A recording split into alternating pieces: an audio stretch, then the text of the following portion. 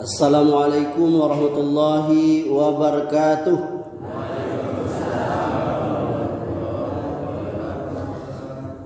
Innal hamdalillah nahmaduhu wa nasta'inuhu wa nastaghfiruh wa na'udzu billahi min shururi anfusina wa min sayyiati a'malina.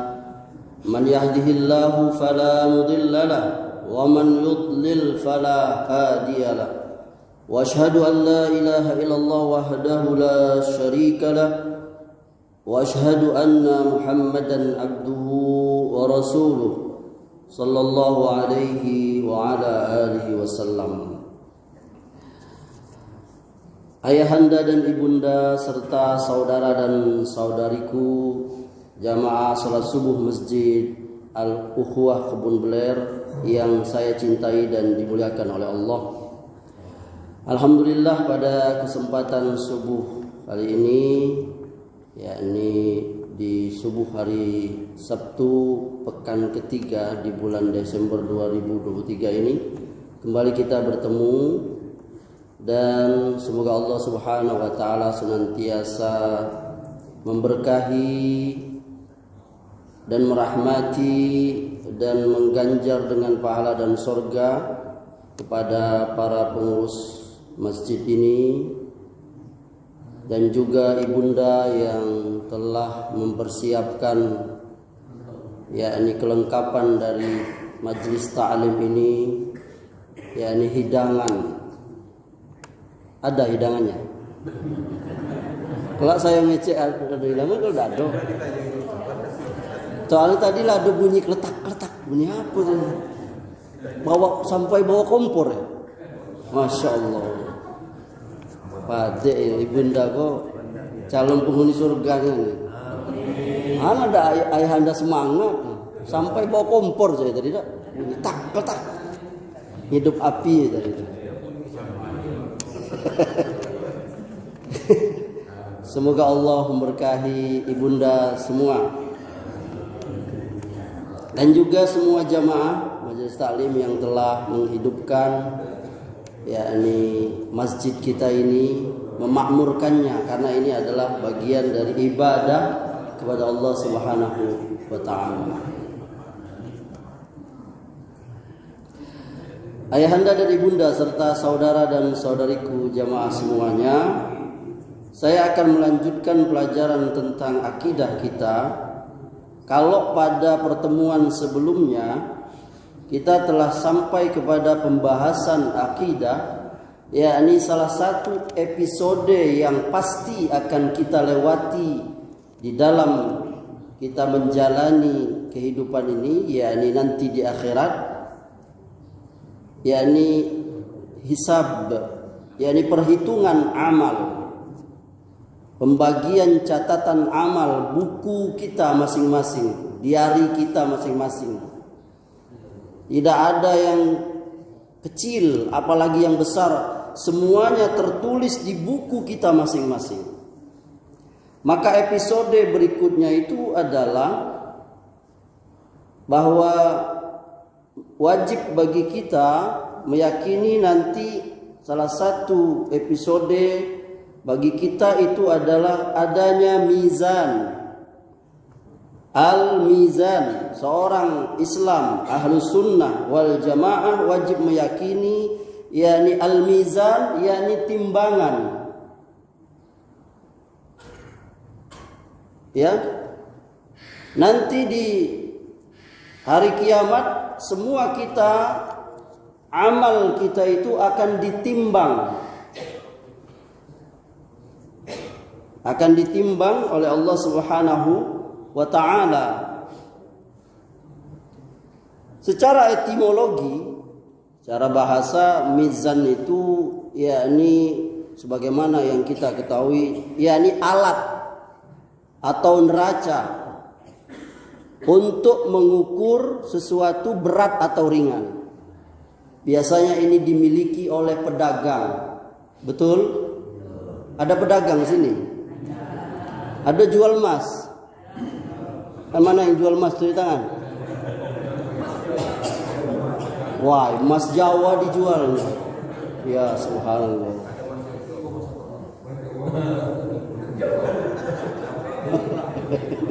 Mas Jawa. Panggilan untuk orang suku Jawa, mas itu ya. Itu ada timbangan. Sampai kepada pedagang-pedagang di samping rumah kita itu ada semua. Ada yang besar, ada yang kecil, ada yang digital. Saya sendiri Amri itu udah jarang sekarang tuh Anda melihat timbangan yang apa tuh? Yang begini tuh ya. Masih ada? Hah? Mas dacing saudara? Ada nggak? Masih ada nggak? Udah jarang nggak? Itu biasanya digital itu. Ibu-ibu paham nggak timbangan kok? Masalahnya istri saya tuh, ibu-ibu tuh katanya tidak suka nimbang barang tuh, suka nimbang badan. Dia takutnya timbangan tuh.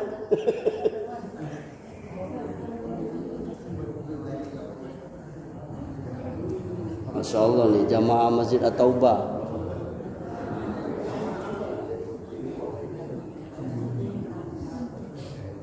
Mizan ya, jadi mizan itu secara bahasa dia alat neraca. Secara hakiki ya. Secara terminologi istilah mizan itu yakni sesuatu yang Allah taruh nanti di hari kiamat untuk menimbang amal kita itu. Allah nanti akan ada timbangan tuh ibunda. Amal kita itu, amal ibunda itu ditimbang itu. Mana yang berat? Amal baik atau amal buruk. Begitu pula ayahanda. Jadi kalau ada pedagang di Siko jamaah, coba setiap menimbang itu coba nanti saya akan ditimbang. Ini betul ini nasihat untuk para pedagang ini. Karena pedagang salah satu orang yang bisa masuk neraka dengan sebab berdagangnya, bisa masuk surga karena berdagangnya. Yakni ukurannya jujur atau tidak. Nabi SAW orang suka dengan beliau karena beliau berdagang itu jujur, tidak ada bohong-bohong, tidak ada Nabi itu menaikkan timbangan itu walau satu garis. Nah itu pedagang juga nggak boleh. Kalau barang ini kualitas A, C, jangan kualitas jelek dikecekkan kualitas bagus. Jadi benar-benar nanti itu akan ada timbangan itu. Ini menunjukkan keadilan Allah ibunda. Dalilnya mana? Dalilnya banyak itu di dalam Al-Quran, di dalam hadis Nabi Sallallahu Alaihi Wasallam. Allah Subhanahu Wa Taala di dalam Al-Quran berfirman, "Faman thaqulat mawazinuhu faulaika humul muflihun wa man khaffat mawazinuhu faulaika alladzina khasiru anfusahum fi jahannam khalidun talfahu wujuhahumun nar wa hum fiha kalihun." Allah katakan barang siapa berat timbangan kebaikannya, maka mereka itulah orang-orang yang beruntung. Dan barang siapa ringan timbangan kebaikannya, maka mereka itulah orang-orang yang merugikan diri mereka sendiri. Mereka kekal di neraka jahanam. Wajah mereka dibakar api neraka. Dan mereka di neraka dalam keadaan muram dengan bibir yang cacat. Surah Al-Mu'minun ayat 102 sampai 104. Ya, di ayat ini Allah tegas mengatakan bahwa ada timbangan itu, timbangan kebaikan dan timbangan keburukan. Kemudian Nabi SAW beliau pernah bersabda, kalimatani khafifatani 'alal lisani sakilatani fil mizani habibatani ilar rahman subhanallah wa bihamdihi subhanallahil azim. Dua kalimat yang ringan diucapkan oleh lisan, oleh mulut, berat tetapi berat dalam timbangan, yakni mizan Allah pada hari kiamat nanti. Dan kalimat ini dicintai oleh Allah Ar-Rahman, Allah yang Maha Pengasih. Apa itu? Subhanallah wa bihamdihi subhanallahil azim. Mudah kak ibunda? Coba kita baca sama-sama ya. Subhanallahi wa bihamdihi subhanallahil azim. Subhanallahi wa bihamdihi subhanallahil azim. Sekali lagi. Subhanallahi wa bihamdihi subhanallahil azim. Ringan? Hafal sudah ya, baru 3 kali. Karena pendek. Ini Nabi yang mengatakan sallallahu alaihi wasallam. Ini hadis sahih dikeluarkan oleh Bukhari Muslim dari sahabat Abu Hurairah radhiyallahu anhu. Ringan, hafal sudah kita. Subhanallah wa bihamdi subhanallahil azim. Tapi berat timbangannya. Nanti kalimat ini berat timbangannya. Nabi yang mengatakannya. Jadi rugi kita kalau nggak baca ini, nggak amal. Jadi ibunda, salah satu zikir yang bisa ibunda baca ketika ibunda masak, ketika ibunda ngomel. Ketika kalau ngomel dah jadi zikir dah. Ketika ibunda nyuci, ini nih. Subhanallah wa bihamdi subhanallahil azim. Mudah diringan, gampang dihafal. Kalau baca surah Al-Baqarah, ngapal surah Al-Baqarah berat. Ini ringan, tapi timbangannya berat.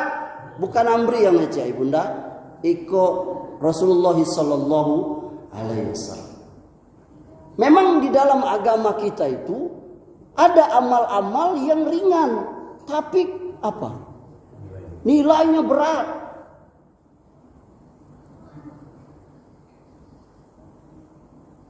Ya kan? Banyak itu.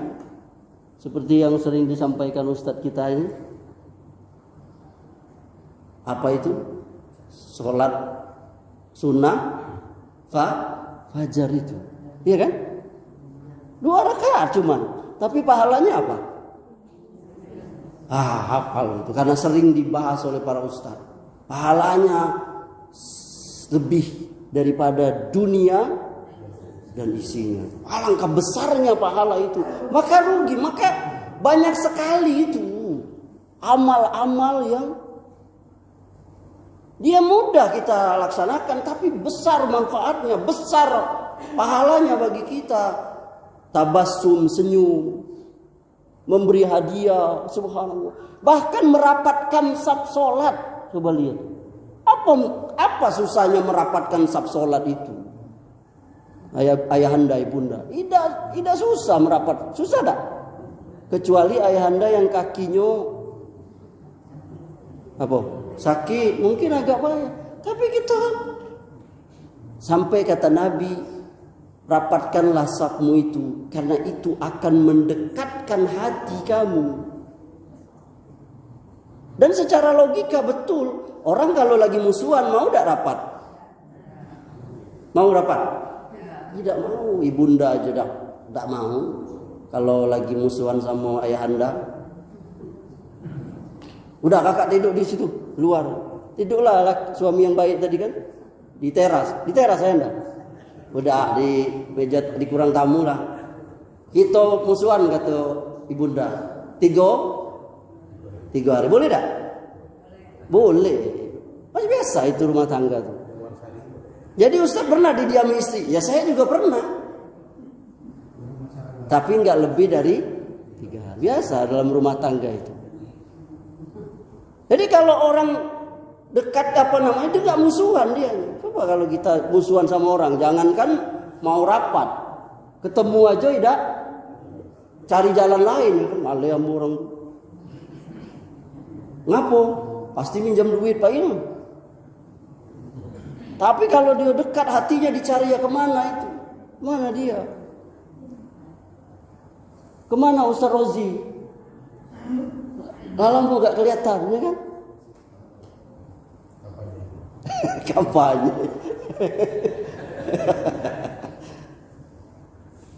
Itu. Nah, jadi kita kembali tadi bahwa ada amal-amal yang sepertinya itu ringan, tapi di sisi Allah Subhanahu wa taala dia bermanfaat besar. Jangankan di hadapan Allah Subhanahu wa taala, ya kan Ibunda, di hadapan kita saja ada beberapa perbuatan yang oleh orang lain dilakukan, tapi itu memberikan dampak yang kuat bagi kita. Saya pribadi pernah mengalami itu. Ada seseorang yang datang ke musola saya itu, sholat karena hari hujan, basah itu bajunya, pakaiannya itu, celananya, bajunya, semuanya. Saya terpikir, wah ini nggak bisa ini. Saya ambil baju saya, celana saya kasih ke dia. Pak, ganti Pak ini, ganti. Waktu berlalu, masa berganti, beberapa tahun kemudian dia menelpon saya. Apa dia bilang? Nak Amri, saya masih teringat dengan Nak Amri. Kenapa? Waktu itu saya sholat di musola antum, kata. Antum memberikan saya apa? Baju ganti. Ya subhanallah. Itu dia apa? Kalau bagi saya apalah, cuman sekedar minjamin baju. Tapi ternyata banyak itu. Iya Ibunda ya. Apalagi sekarang ini, sekedar memberitahu, ini anak-anak nih, ini anak-anak saya nih. Orang tua itu senang nian kalau anaknya ngasih kabar, anaknya Pak ya Ibunda ya. Mak, saya lah sampai siko, ayah saya lah sampai siko, senang tuh anak-anak. Padahal kan cuman ini kan, cuman sekedar ngasih kabar, WhatsApp sekarang istilah lah sampai mak. Tapi perbuatan yang ringan ini sebagiannya bisa jadi perkara besar bagi beberapa orang. Saya pernah dapat cerita seorang laki-laki suami, istrinya itu marah kalau dia tidak memberi kabar dia sudah sampai apa tidak di kantor. Ternyata bagi suaminya itu, bagi kami laki-laki itu Ibunda, apa sih sekedar ngasih tahu saya lah sampai apa ini. Tapi ternyata bagi Ibunda tuh ayahanda, itu menyenangkan hati dia. Oh, suami saya sudah sampai ke kantor dalam keadaan selamat. Jadi ada perbuatan itu yang bagi kita itu biasa saja, tapi bagi orang itu sesuatu yang wah. Apalagi di hadapan Allah, jangan anggap kecil pahala dan dosa itu. Ingat Kak, Nabi SAW pernah bersabda, beliau katakan yang maknanya kurang lebih, orang kafir itu dosa-dosa itu mereka anggap seperti lalat yang ada di hidungnya. Yakni dia anggap remeh. Tapi orang muslim dosa-dosa itu mereka anggap seperti gunung yang akan menimpa. Lihat itu. Jadi jangan anggap remeh. Bahkan kalau kita baca di dalam Al-Quran itu, kita hafal itu kalau nggak salah di surah Zalzalah, betul ya? Faman ya'mal mithqala dzarratin khairan yarah wa man ya'mal mithqala dzarratin syarran yarah. Kemudian di dalam surah Al-Anbiya ayat 47, Allah Subhanahu wa taala berfirman yang artinya kami akan memasang timbangan yang tepat pada hari kiamat. Maka tidaklah dirugikan seseorang barang sedikit pun Dan jika amalnya itu hanya seberat biji sawi pun, pasti kami mendatangkan pahalanya. Dan cukuplah kami membuat perhitungan. Surah Al-Anbiya ayat 47. Di dalam surah Al-A'raf ayat 8 dan 9, Allah berfirman yang artinya timbangan pada hari itu ialah keadilan. Maka barang siapa berat timbangan kebaikannya, maka mereka itulah orang-orang yang beruntung. Dan siapa yang ringan timbangan kebaikannya, maka itulah orang-orang yang merugikan diri mereka sendiri, disebabkan mereka selalu mengingkari ayat-ayat kami. Kemudian ayat selanjutnya di surah Al-Qari'ah ayat 6 sampai 11, Allah berfirman yang artinya, dan adapun orang yang berat timbangan kebaikannya, maka dia berada dalam kehidupan yang memuaskan. Dan adapun orang yang ringan timbangan kebaikannya, maka tempat kembalinya adalah neraka hawiyah. Dan tahukah kamu apa neraka hawiyah itu? Apa itu? Yakni api yang sangat panas. Lihat itu. Jadi mizan. Dan ini banyak sekali dalil dari Quran dan hadis. Ya, ada yang namanya mizan di sini. Ada nggak yang namanya mizan? Kemudian apa saja yang membuat mizan kita itu berat, ayahanda? Apa? Salah satunya disebutkan oleh Nabi Shallallahu Alaihi Wasallam, yakni akhlak baik, akhlak yang luhur. Orang yang memiliki akhlak yang baik, adab yang baik, itu memperberat timbangan. Mana dalilnya ini? Dari Imam Ahmad, diriwayatkan dari sahabat Abu Darda radhiyallahu anhu. Nabi sallallahu alaihi wasallam beliau pernah bersabda, "Asqalu syai'in fil mizani yaumal qiyamati khuluqun hasanun." Sesuatu yang terberat bobotnya yang diletakkan pada timbangan, yakni akhlak yang baik, akhlak yang luhur. Jadi jangan main-main tuh adab itu, ayahanda. Akhlak itu. Nabi SAW banyak sekali menyinggung tentang akhlak itu. Bahkan beliau diutus buistu liutammimma makarimal akhlak. Beliau diutus untuk memperbaiki akhlak, adab. Dan beliau dipuji oleh Allah. Sesungguhnya Nabi itu memiliki budi pekerti yang agung. Jadi seorang muslim, dia wajib itu memiliki akhlak yang baik, yang lurus. Tidaklah seorang muslim, kata Nabi SAW, bukanlah seorang muslim yang tidak hormat kepada yang tua dan tidak sayang kepada yang muda. Kita hormati orang tua, siapapun mereka.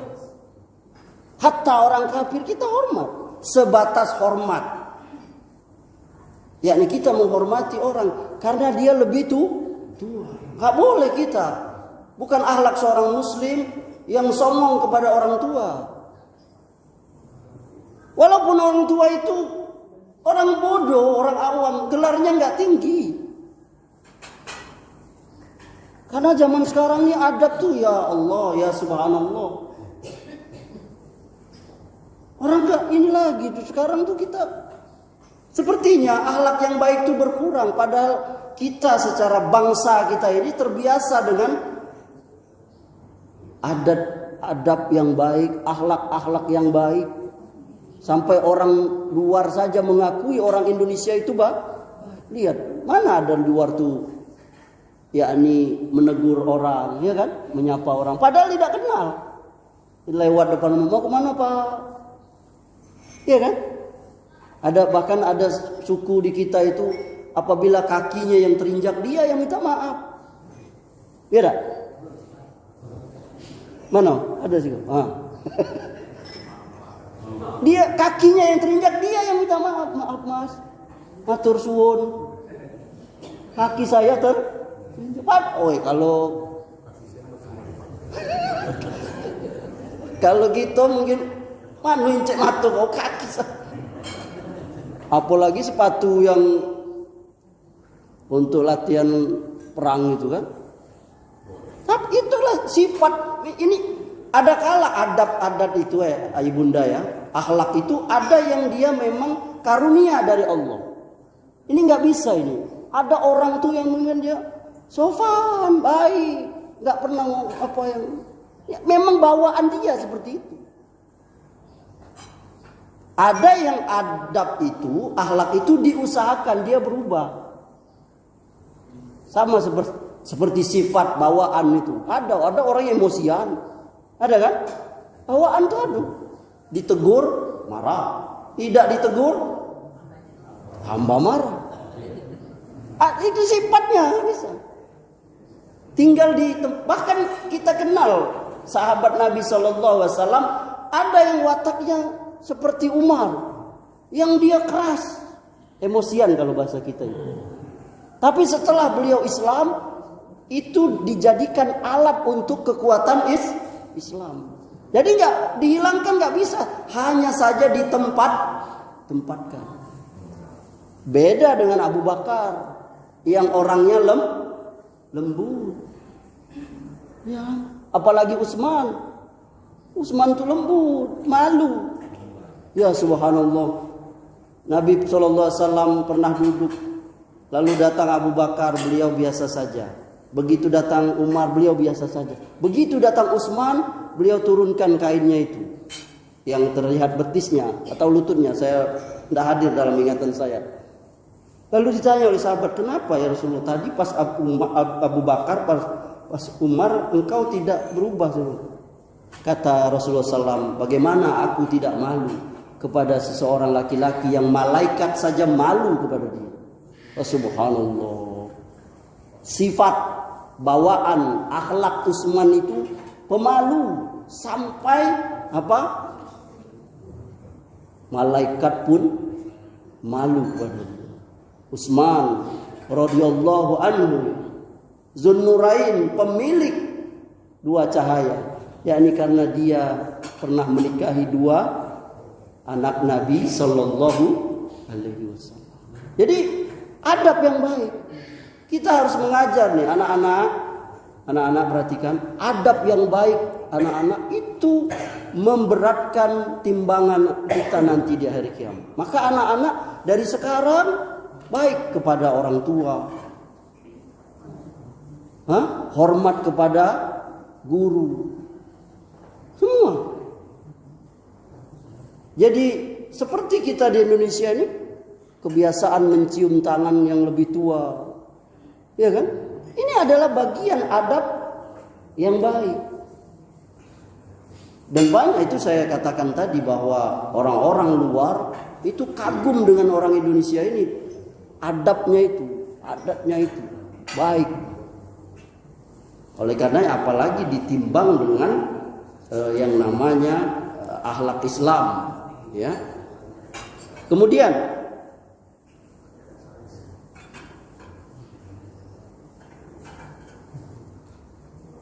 ternyata kadangkala orang yang badannya besar atau gemuk itu tidak menjamin amalnya juga berat. Iko maaf kok, yang gemuk-gemuk jangan tersinggung. Yang kurus-kurus jangan kecewa. Ya Henda, jangan kecewa yang kurus-kurus. Mana Zulham? Mana kawan saya Zulham? Wah, jangan ini Zulham. Jangan kecewa. Yang ditimbang itu bukan badan kita, bukan berat badan kita. Nah, Nabi SAW beliau pernah bersabda, ini hadis dikeluarkan Bukhari, diriwayatkan dari Abu Hurairah radhiyallahu anhu. Kata beliau sallallahu alaihi wasallam, innahu la ya'tir rajulul azimus saminu yaumal qiyamati la yazinu indallahi janaha ba'udatin. Sesungguhnya kata Rasulullah, ada seorang laki-laki yang gendut datang pada hari kiamat. Ternyata timbangannya di sisi Allah tidak sampai seberat sayap seekor nyamuk. Lihat tuh. Padahalnya gendut, tapi ternyata timbangannya tidak sampai seberat sayap nyamuk. Maaf ya yang gemuk-gemuk, saya tidak body shaming kalau istilahnya sekarang, tidak body shaming, tidak. Tapi ini memberi semangat ya, bahwa nanti yang ditimbang itu bukan fisik kita itu. Ya.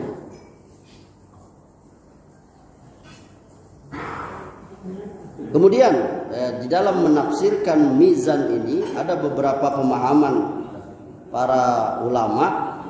Al-Imam Al-Qurtubi, beliau menukil beberapa pendapat ulama bahwa mizan itu, timbangan itu, dia mempunyai dua piringan yang besar, yang andai kata langit dan bumi diletakkan pada salah satunya itu muat. Piringan yang baik berupa cahaya, sedangkan piringan yang lain itu kegelapan. Kata beliau, mizan itu ditaruh di depan arsy surga di sisi kanannya, diletakkanlah cahaya di situ, jahanam di sebelah kirinya, disinilah diletakkan piringan kegelapan itu. Dan ada, kata beliau, kelompok yang tidak meyakini yang namanya mizan itu yang dikenal dalam teologi itu Mu'tazilah. Mu'tazilah, mereka tidak mempercayai yang namanya mizan. Mereka meyakini bahwa amal itu sesuatu yang abstrak, bukan konkret. Jadi bagaimana dia bisa ditimbang, ya? Tapi pendapat ini dibantah oleh para ulama, dimulai dari ulamanya para sahabat. Ibnu Abbas radhiyallahu anhu, kata beliau, sesungguhnya Allah akan membuat hal-hal yang abstrak menjadi benda-benda yang konkret. Lalu dia katakan bahwa yang benar yaitu, contoh pernah kita bahas waktu itu ya, soal kematian, bahwa kematian itu hanya ada di dunia ini, ayahanda, ibunda. Nanti di hari kiamat tidak ada lagi yang namanya kematian. Dan salah satu peristiwa yang akan terjadi itu, yakni Allah akan menyembelih yang namanya kematian. Lihat itu, kematian itu sendiri akan mati. Itu pernah kita baca hadisnya itu. Yakni nanti di hari kiamat Allah akan menjadikan kematian itu dalam bentuk kibas, domba, kambing. Nah, itu disembelih di antara surga dan neraka. Maka nanti dikatakan kepada penghuni surga, hiduplah kamu selama-lamanya, abadan, nikmati surga itu. Dan kepada penghuni neraka, hiduplah kamu selama-lamanya dan nikmatilah itu sengsaraan itu. Jadi yang namanya enak tidak enak itu, ayahanda ibunda, bukan karena modelnya itu, tapi karena lamanya itu. Iya kan? Sakit itu biasa, tapi kalau sebentar, iya ada. Malah jadi nikmat begitu sembuh. Betul tak? Misalnya sariawan 2 hari ya kan? Atau paling banyak 5 hari lah. Atau seminggu lah. Agak lama itu. Berarti makan segelas sambal itu berarti. Seminggu. Begitu sembuh nih, nikmat. Tapi kalau sariawan menahun, maka itu akan menghilangkan kenikmatan. Jadi kadangkala sesuatu itu orang disiksa itu karena lamanya itu. Begitu pula yang namanya nikmat. Nikmat itu lamanya itu yang membuat nikmat itu. Maka di akhirat nanti yang namanya sorga dan neraka itu lama, selama-lamanya, abadan. Jadi kita kembali ke tadi bahwa kaum ahlu sunnah wal jamaah meyakini yang namanya mizan. Kemudian apakah setiap orang itu ditimbang amalnya itu? Ya, para ulama berbeda pendapat di sini ya. Ada yang mengatakan mereka berpendapat bahwa ada yang tidak ditimbang amalannya itu. Seperti orang-orang yang 70.000 orang yang masuk surga tanpa hisab, seperti yang kita bahas pada pertemuan terdahulu. Ya. Tapi ini dibantah oleh ulama yang lain. Seperti Al-Imam Ibnu Katsir, beliau mengatakan tidak harus berarti bahwa mereka tidak ditimbang amalnya. Ya. Bahwa mereka tetap ditimbang amalnya. Para ulama berbeda. Jadi Al-Imam Ibnu Katsir beliau berpendapat bahwa orang ini tetap ditimbang. Adapun ulama yang lain mereka termasuk orang yang tidak ditimbang amalnya. Adapun orang-orang kafir, sebagian ulama berpendapat bahwa mereka juga tidak akan ditimbang amalnya itu. Karena amalnya itu sudah dibalas semasa di dunia. Jadi sehingga mereka tidak perlu lagi dibalas di akhir. Jadi buat apa lagi ditimbang? Sedangkan orang muslim kita ditimbang. Kalau muslim itu amal buruknya lebih banyak, dia mampir dulu kemana? Ke neraka. Nanti dia akan masuk surga. Lalu ada lagi yang bertanya, macam mana kalau seimbang Ustaz? Iya tak? Itu nanti mereka akan berada di Al-A'raf ya. Di sebagian pendapat yang lainnya. Mereka akan diuji lagi. Ada pendapat yang lain mereka mengatakan bahwa orang kafir itu tetap dibalas ayahanda. Dalilnya mana itu Ali bin Abi Thalib itu? Karena Ali bin Abi Thalib dia karena bantu Nabi SAW maka ininya dia apa? Dibalas, yakni diringankan apanya? Azabnya itu, yakni dia pakai sendal dan neraka otaknya mendidih. Sementara ulama yang lain mengatakan tidak, itu hanya khususon Abu Thalib karena dia membantu Nabi SAW. Ulama yang lain berpendapat orang kafir yang baik juga seperti Abu Thalib dengan beberapa dalil dan mereka. Jamaah yang dimuliakan oleh Allah, barangkali ini yang bisa kita sampaikan. Barangkali cukup pembahasan kita tentang mizan ini. Apa ada yang ingin menambahkan atau ingin bertanya? Ada? Kalau tidak ada, kita cukupkan sampai di sini. Semoga ini memberi pemahaman kepada kita agar kita semua bersemangat untuk menambah berat amal baik kita. Ya. Supaya timbangan kita, mizan kita di hari kiamat nanti semakin berat. Dan terutama amal-amal yang telah kita sebutkan tadi, seperti zikir yang ringan di lidah dan tetapi berat di timbangan itu. Semoga ini bermanfaat. Kita akhiri, subhanakallahumma wa bihamdika asyhadu an la ilaha illa anta astaghfiruka wa atubu ilaik. Wabillahi taufiq wal hidayah. Wassalamualaikum warahmatullahi wabarakatuh.